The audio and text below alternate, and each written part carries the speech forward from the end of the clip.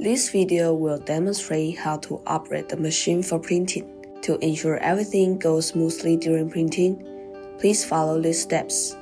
First, confirm that the double nozzles has completed the homing process and successfully executed the G-code M230 command, which calibrates the nozzle to ensure proper overlap. Verify that slicing has been completed in the software or save the file to an SD card.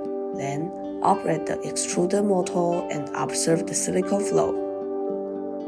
In the manual control tab, click Open Both. Check the E, I, and J axis boxes. Then click +100 to extrude all three axes simultaneously. In the meantime, the silicone will mix in a 1:1 ratio and flow forward, while the support material will also flow out from the right tubing. If the motor stops working and no material flows out from the nozzle, please click +100 again to continue extruding. Repeat these steps until the material starts flowing out.